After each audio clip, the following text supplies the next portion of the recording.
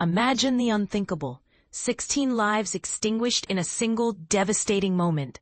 That's the grim reality that unfolded early Friday at an explosives factory in rural Tennessee, leaving a community reeling and searching for answers.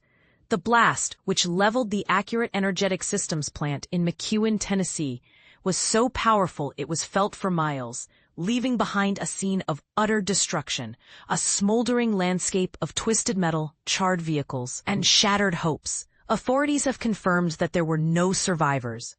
Humphreys County Sheriff Chris Davis, visibly shaken, addressed the media, his voice trembling as he pleaded for prayers for the victims' families. "There's a gauntlet of emotions there," he said, pausing to compose himself. The sheer weight of the tragedy was palpable. The Accurate Energetic Systems plant specialized in supplying and researching explosives for the military. The cause of the explosion remains a mystery, and investigators are meticulously combing through the incinerated site, inch by inch, searching for any clues that might shed light on what happened. But here's where it gets controversial. Could this have been prevented? Was there a lapse in safety protocols? These are the questions that will undoubtedly be asked in the coming weeks and months. In the wake of the disaster, a vigil was held at Hurricane Chapel in McEwen. Senior pastor Tim Ferriss spoke of the deep pain gripping the community, noting that many attendees knew the victims and their families personally.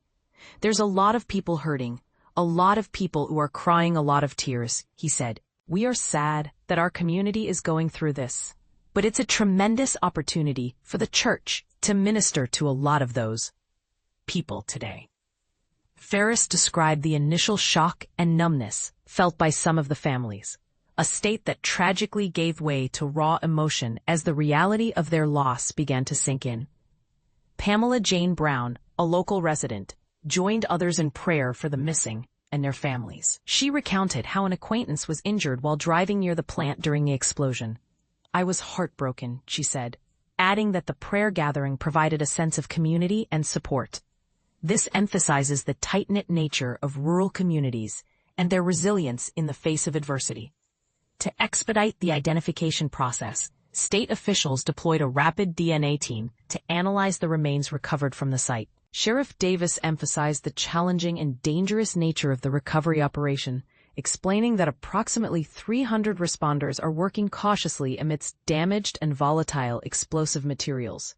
An ambulance and air evacuation helicopter are on standby to ensure the safety of the first responders. It's not like working an accident.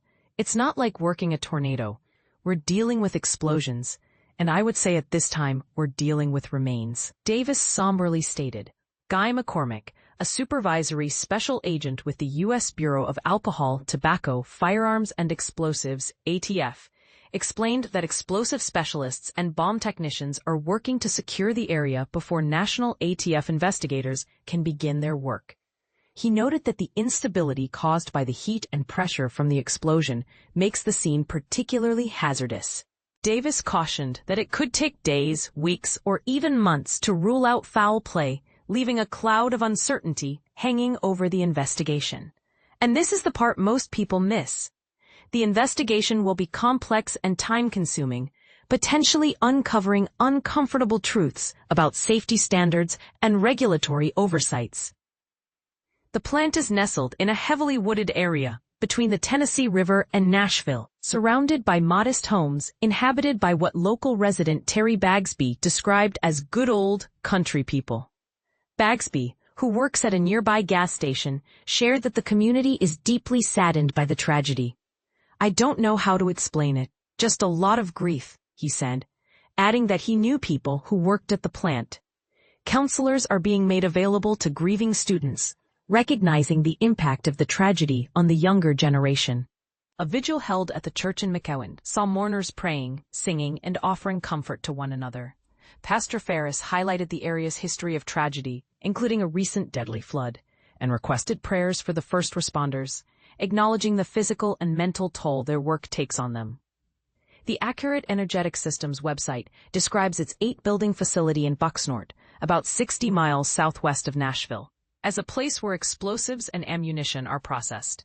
The exact number of employees at the plant and how many were present during the explosion remain unknown. the company released a statement expressing their thoughts and prayers for the affected families and community, and thanking the first responders. Public records show that Accurate Energetic Systems has received numerous military contracts from the U.S. Army and Navy for supplying various types of munitions and explosives, including bulk explosives, landmines, and small breaching charges like C4.